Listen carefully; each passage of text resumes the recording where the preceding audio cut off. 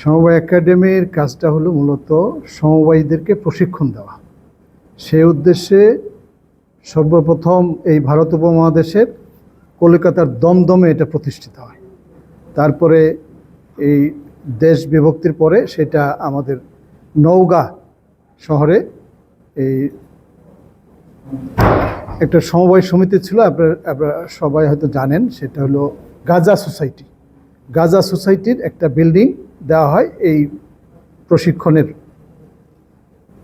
College হিসাবে।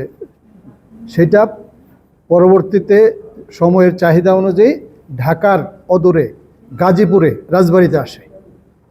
তারপরে গাজীপুরের রাজবাড়ি থেকে সেটা পরবর্তীতে ঢাকা শহরে গ্রিন রোডে প্রতিস্থাপিত হয়।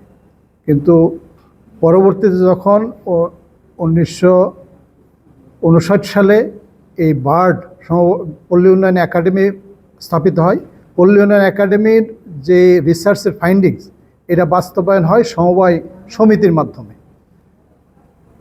আক্তার হামিদ খান সাহেব এটা চিন্তা করলেন যে সমবায় সমিতির সদস্যদেরকে রেগুলার ট্রেনিং দিতে হবে, তাহলে এই ট্রেনিংটা এই সমবায় একাডেমিটাকে এই বার্ডের ক্যাম্পাসে নিয়ে আসলে এটার কার্যকারিতা বৃদ্ধি পাবে। এবং সরকার তখন এই বার্ডের এই অভ্যন্তরে আমাদের 10 একর জায়গা দেন সমবায় একাডেমির জন্য, যেটা 1962 সালে 63 সালে এই সমবায় একাডেমি এখানে স্থাপিত হয়।